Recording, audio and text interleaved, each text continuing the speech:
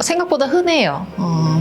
내가 부모로부터 사랑을 충분히 받지 못해서 이렇다라고 주장하거나 생각하는 사람들이 생각보다 많고, 상담을 해봐도 그런 이야기를 많이 하시는데요. 일단은 저는 그 마음이 그렇게 든다면 그 마음은 맞는 마음이라고 생각해요.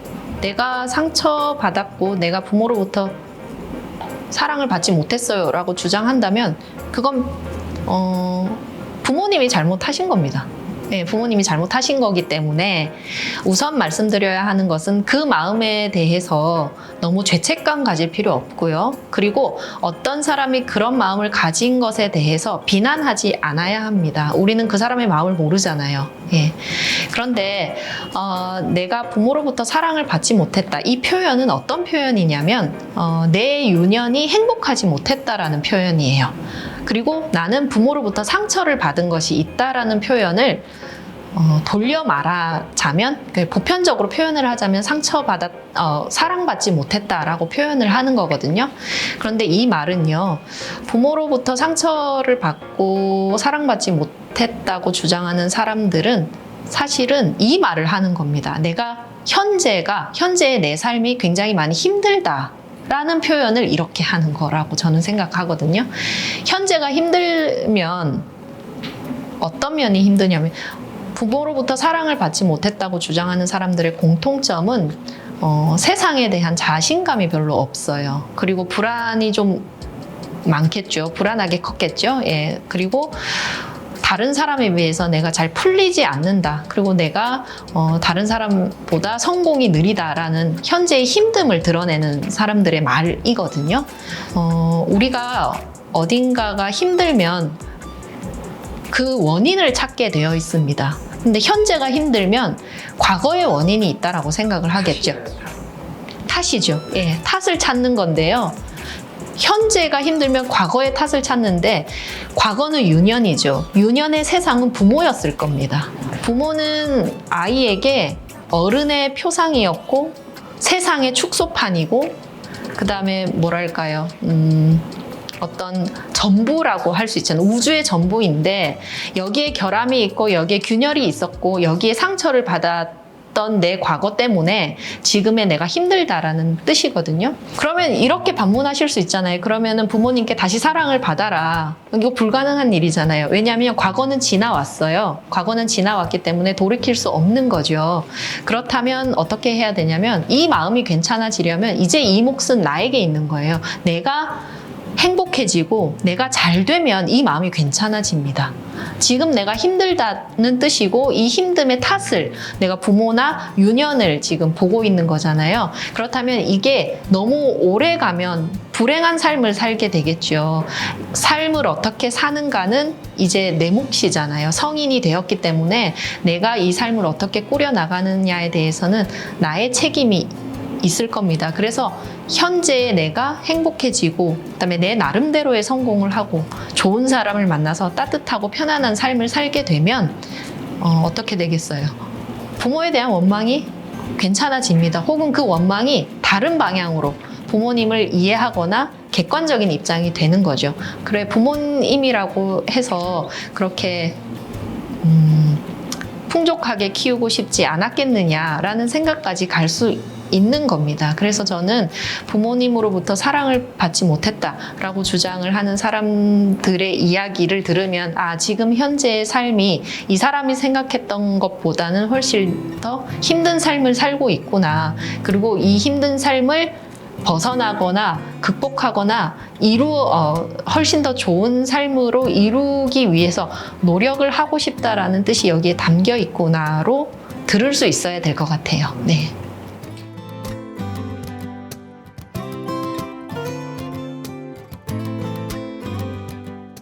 좀 어려운 문제이기는 합니다. 정답은 없을 수 있어요. 네, 일단은 저는 자식이 없는 사람이기 때문에 자녀에게 어때야 한다라는 조언보다는 이제 자식된 입장에서 부모를 어떻게 바라봐야 하는가에 대한 말씀을 드릴 수 있을 것 같은데, 심리학에서 이런 연구가 있어요. 자식에게 부모는 어떤 의미인가? 의미라고 한다면 우리가 추상적으로 생각할 때 부모는 이렇습니다라고 이제 오픈 질문을 한 거죠. 그래서 대한민국 성인 한 700명 정도에게 부모는 어떤 의미입니까? 라고 오픈 질문을 했을 때 뽑혀 나오는 핵심적인 어떤 내용들이 좀 있었습니다. 그 내용들이 대부분은 긍정적이었어요. 예컨대 나를 지지해주는 사람, 하나의 독립된 개체로 응원해주는 사람, 그리고 따뜻한 사랑, 그리고 실망시키고 싶지 않은 존재, 이런 그런 어떤 핵심적인 내용들이 너무나도 공감 가는 내용들이었는데요.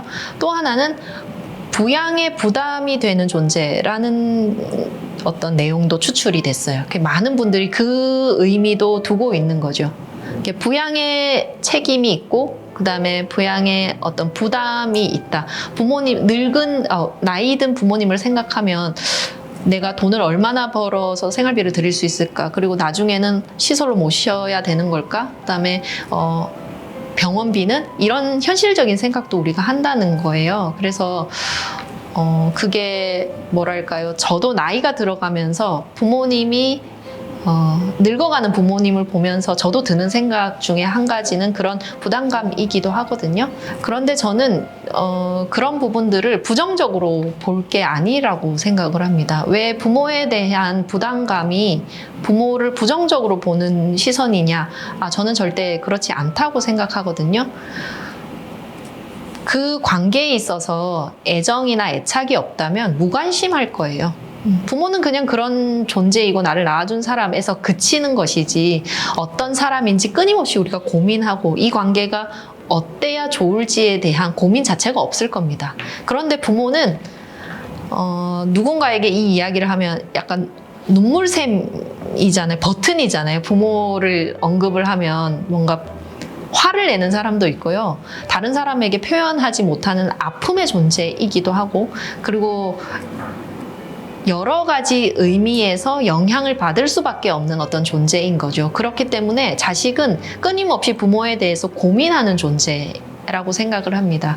그리고 그 700명을 대상으로 한 연구 결과에 뽑혀 나온 그 핵심적인 요소 중에 부양에 부담이 되는 존재라는 것에 대해서 저는 긍정적으로 생각을 하는 이유는 부담의 부양이라는 것을 한마디로 정의를 하면 책임감이죠.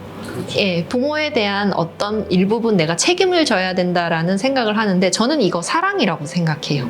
부모를 사랑하기 때문에 부담도 느끼고 어떻게 모셔야 하는지에 대해서 생각도 하는 거고, 그 다음에 실망시켜 드리고 싶지 않은 존재로도 생각을 하는 겁니다. 그래서 이제껏 말씀드린 내용과 일맥상통하는 부분일 수 있는데 사랑의 방식은 여러 가지라고 생각하거든요. 그래서 나는 이 부모로부터 어떤 영향을 받은 사람이고, 그렇기 때문에 내가 할 수 있는 최선의 사랑은 이렇다라는 것을 내가 제일 잘 생각해서 정하면 될 것 같아요. 나는 이런 부분에 대해서는 부모님의 삶에 관여하지 않아야지 라고 생각한다면 그건 내가 생각하는 부모에 대한 사랑 방식이라고 생각하고, 나는 이런 부분에 부모님을 도와드리고 나머지 부분에 대해서는 부모님의 선택을 믿어야지 라고 생각한다면 그것 또한 내가 하는 부모님에 대한 사랑의 방식이라고 생각하거든요.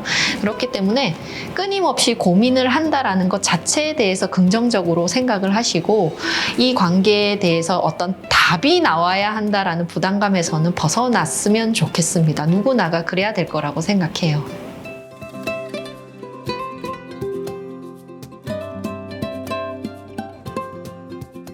진정한 친구가 어떤 친구인지에 대한 정의가 어렵지 않습니까? 저는 그렇거든요. 그러니까 어떤 사람들은 이래요. 지금 당장 전화해서 돈을 빌릴 때 빌려줄 수 있는 친구가 몇 명이냐.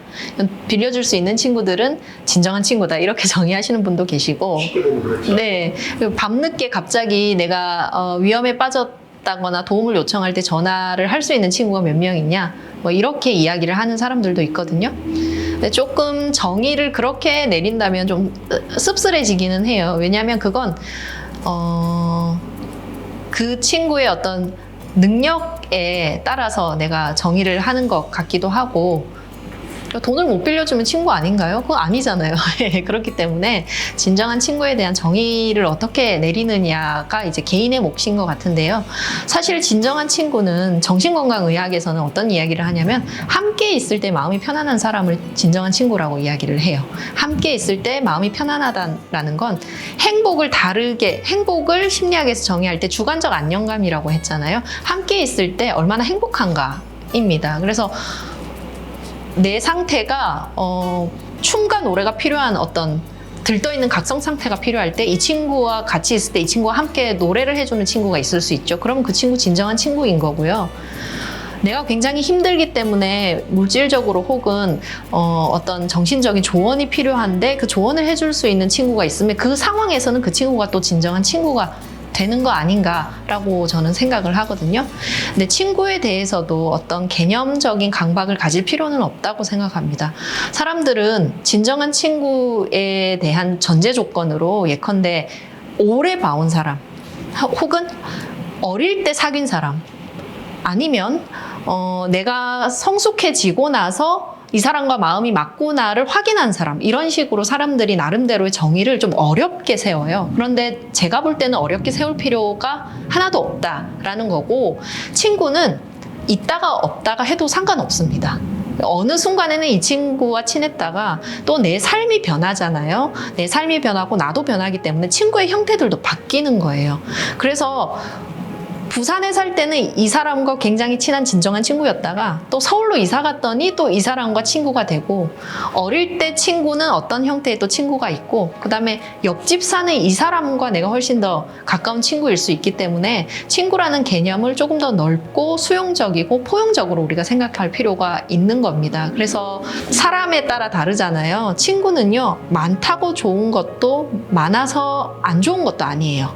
친구가 적다고 안 좋은 것도 적어서 좋은 것도 아니에요. 이 기준은 하나도 없다라고 저는 생각을 합니다. 예, 그래서 저는 제게 진정한 친구는 글쎄요, 그냥 제 삶을 믿어주고 존중해주는 사람이 제 진정한 친구들인 것 같아요. 그래서 연락이 없으면 고은이가 바쁘구나 요즘인 거고, 근데 어느 날 문득 밥 먹을래? 라고 했을 때 그냥 지금의 상황에 내 정서를 이야기했을 때 그 나눔이 크게 부담이 없는 사람들, 이 사람들이 나이가 같아도 상관없고 나이 차이도 상관없고 성별도 상관없는 이런 사람들이 그냥 진정한 친구이지 않을까 생각합니다. 횟수나 빈도의 문제가 아니고 전혀 없죠. 예. 네.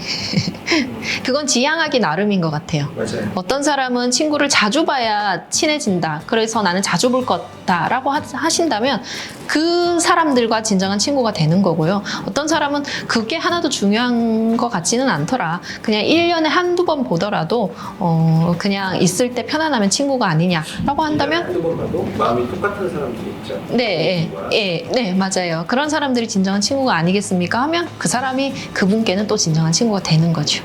예.